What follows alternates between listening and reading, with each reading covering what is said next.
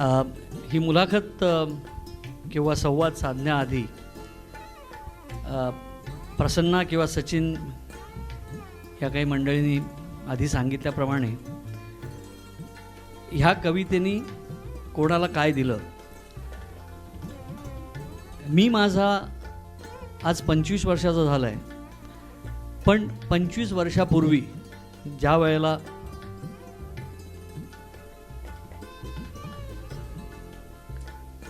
आमचं वय अशा कविता वाचण्याचं किंवा कविता कोणाला पाठवण्याचं होतं, सुदैवाने त्याच वेळी ते पुस्तक हातामध्ये आलं. परंतु दुर्दैवाने फेसबुक, व्हॉट्सॲप, मोबाईल फोन ह्या गोष्टी नव्हत्या. त्यामुळे त्या कविता कोणापर्यंत पोहोचाव्यात असं वाटत असतानासुद्धा त्या काळामध्ये आम्हाला पोहोचवता आल्या नाहीत, ह्याची खंत आहे. परंतु त्या कविता वाचून जो आनंद मिळाला, खरं म्हणजे असं म्हणतात की माणूस भेटल्यानंतर त्याची ओळख होते, पण शेखरच्या बाबतीमध्ये असं झालं, त्याची आधी ओळख झाली आणि मग तो भेटला. आता त्याची ओळख झाली म्हणजे त्याचं जे पुस्तक आमच्या शिवाजी पार्कच्या कट्ट्यावरती कोणीतरी आणलं. शिवाजी पार्कचा कट्टा म्हणजे आमचा गप्पा टप्पांचा टाईमपास करण्याचा तो एक कट्टा, आणि तिथे भेटताना कोणीतरी हे ते पुस्तक आणलं आणि त्यामधल्या त्या कविता ऐकल्यानंतर किंवा वाचल्यानंतर एक वेगळाच अनुभव आला. म्हणजे आता ही कविता बघा, मिठी या शब्दात केवढी मिठास आहे, मिठी या शब्दात केवढी मिठास आहे, नुसता उच्चारला तरी कृतीचा भास आहे. किंवा तुझं हे नेहमीच झालंय, आल्या आल्या निघणं, मी जाते म्हणताना मी थांबवतोय का बघणं. आता ह्या अशा गोष्टी आणि ह्या अशा कविता आणि ह्या अशा ओळी आमच्या भावविश्वासी अगदी खूप मिळत्या जुळत्या होत्या त्या वयामध्ये. आणि म्हणून शेखरच्या कवितेमध्ये ह्या गोष्टी ऐकून शेखर ओळखीचा झाला, जवळचा झाला, आणि नंतर त्याची ओळख झाली, नंतर तो भेटला. सुरुवात करताना मी माझ्याला 25 वर्ष पूर्ण झाली. हा एक मोठा प्रवास तू आणि आम्ही एकत्र गेलेला आहे. प्रश्नच नाही.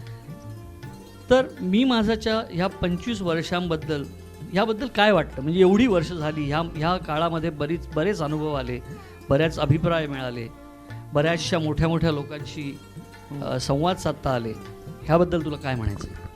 25 वर्ष झाली याचा आनंद आहेच, पण मी म्हणतो एकदा गोष्ट घडून गेली की कुठल्याही गोष्टीला 25, 10 वर्ष, 15 वर्ष, 25 वर्ष, 50 वर्ष होतातच.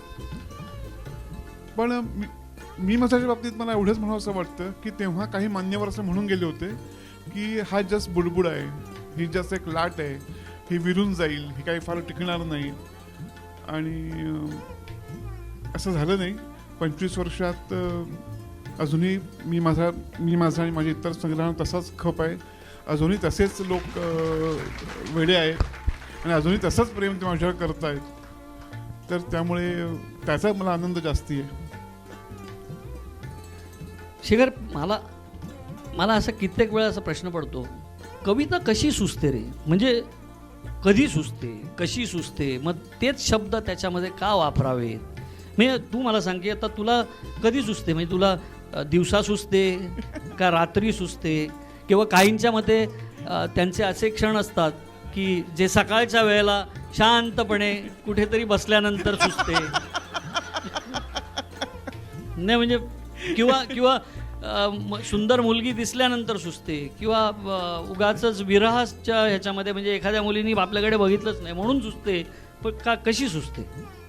मला शब्दांचे थवे दिसतात निळ्याभोर आकाशात, मला शब्दांचे थवे दिसतात निळ्याभोर आकाशात, आणि तुम्हाला दिसते कविता अवचेत आलेली प्रकाशात. शब्द अगदी माझ्याशी सख्या मित्रासारखे वागतात, शब्द अगदी माझ्याशी सख्या मित्रासारखे वागतात. अहो कविता म्हणजे तरी काय, शब्द दिल्या शब्दाला जागतात. ही म्हणजे कविता म्हणून ठीक आहे, पण हा प्रश्न खूप छान आहे. हा आत्ता मला पडला की कविता कशी सुचते. इतके वर्ष नव्हता पडला. पण खरंच कविता सुचते आणि मला हे सुचणं खूप लहानपणापासून आहे. म्हणजे असं नाही झालं की मी मोठा झालो, तरुण झालो आणि कवितेशी ओळख झाली. मी फार लहानपणी लिहायला लागलो. म्हणजे माझी स्मरणशक्ती जी आहे ना ती मी 2-2.5 वर्षाचा असल्यापासूनची आहे. म्हणजे मी इतका भाग्यवान आहे की मी माझ्या आईच्या अंगावर मला आठवतं की आई कुठच्या खोलीत बसायची, कुठल्या भिंत टेकून.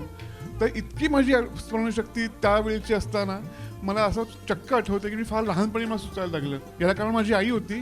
माझी आई 24 तास माझ्या भोवती गोष्टी म्हण, गाणी म्हण हे तिथं चालू असायचं.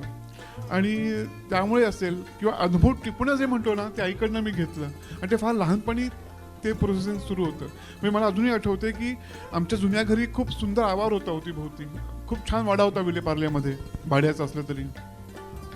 आणि एक दिवस मी एकदा कोंबडी 4-5 पिल्लांबरोबर फिरत असताना अचानक एक घारी आली आणि एक कोंबडीचं पिल्लू घेऊन गेली. तर माझ्या त्या 2.5-3 वर्षाच्या 3-4 वर्षाच्या भावविश्वाला ते विलक्षण थरारणारं होतं की एक घार येते काय आणि छान बागडणारी 4 पिल्लांपैकी एक पिल्लू उचलून नेते काय. आणि कोंबडीने जो कलकलाट केला ना तो कलकलाट माझा थरका उडवणारा होता. आणि आईने हातातलं काम टाकून पटकन मला उचलून घेतलं आणि पदराने तोंड पुसत ती म्हणाली, अरे असंच असतं राजा, हे असंच असतं राजा. हे माझं काव्य जपणारं तो शब्द होते. आणि त्यामुळे फार लवकर सुचायला लागलं. म्हणजे लहानपणी बडबड गीता लिहायचो, मग मुक्तछंदाच्या कविता लिहिल्या. पण लिहिणं माझं यानं त्या अंगाने चालूच होतं. फार लवकर गोष्टी लिहायला लागलो मी आईमुळे. पण आम्हाला म्हणजे एखाद्या एक 2 कवितांची अशी काहीतरी जन्मकथा सांगणं म्हणजे की तुला ह्या प्रसंगावरून ही कविता सुचली. अच्छा, माझी खूप आवडती कविता आहे की सरपणासाठी तोडलेल्या उंडक्याला. सरपणासाठी तोडलेल्या उंडक्याला एकदा पालवी फुटली. सरपणासाठी तोडलेल्या उंडक्याला एकदा पालवी फुटली, त्यालाच कळे नाही जगायची जिद्द कुठली. ही कविता मी लिहिली 22-23 वर्षाचा असताना. पण याची आठवण आहे मी 7-8 वर्षाचा असताना. आमच्या इथे गोगटे म्हणून फॅमिली होती, गर्भश्रीमंत, गोकुळसारखं भरलेलं घर, गोकुळासारखं. 4 मुलगे, सुना, नातवंड, पतवंड, जावई, लेकी सगळं. आणि त्यांच्याकडे काशी आजी होती. काशी आजीचं वय 80च्या पुढे असेल. अतिशय सुकलेल्या छान पिकलेल्या लिंबासारखी होती. गोरी गोरी पान आणि पांढरे केस कापसासारखे. पांढरं पातळच नसायची कायम. आणि तिचं वावरणही खूप नाजूक साजूक असायचं. सगळ्यांना सांभाळून ती आपला आब राखून असायची. त्यांनी कधी हक्क गाजवला नाही किंवा मिरवला नाही, पण तो जपला, अशी ती बाई होती. आणि एक दिवस आमच्या इथे पोळ्या करायची त्यांच्याकडे सकाळच्या.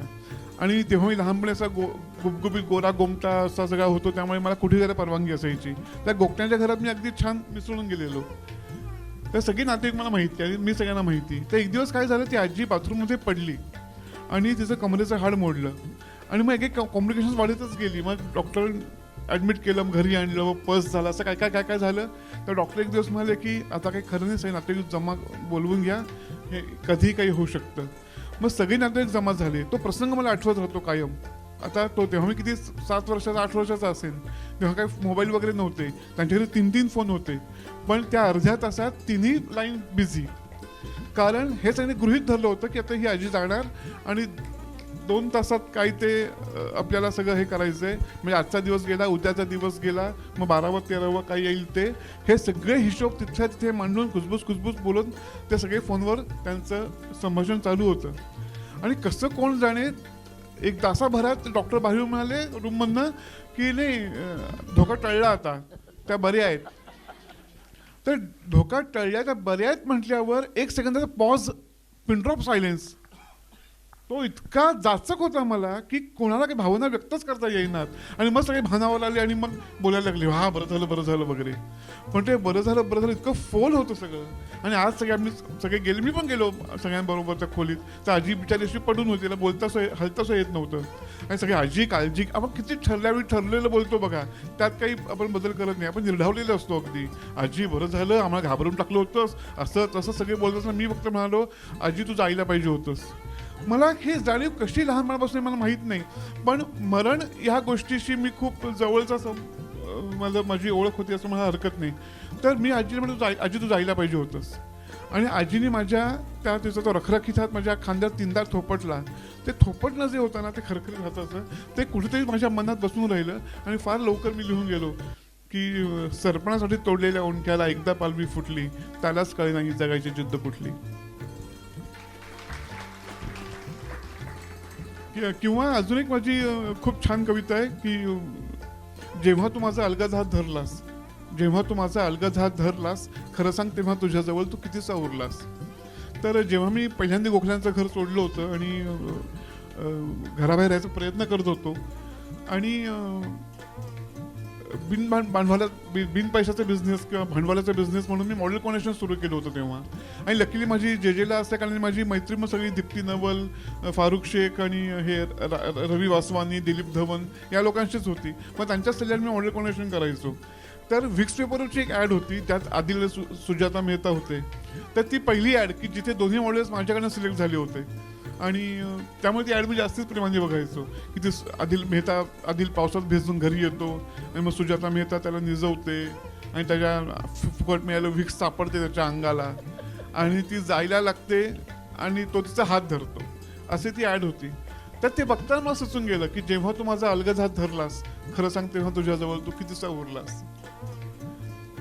मला तू मागे कुठल्या तरी एका कार्यक्रमामध्ये सांगितलेली आठवण आठवते, ती म्हणजे ते पाण्याचं वागणं, त्याच्यावरती तुला सुचलेली एक. हो, ही माझ्या आयुष्यात सगळ्यात पहिली कविता आहे, चारोळी की पाण्याचं वागणं किती विसंगत, पोहणाऱ्याला बुडवून प्रेताला ठेवतो तरंगत.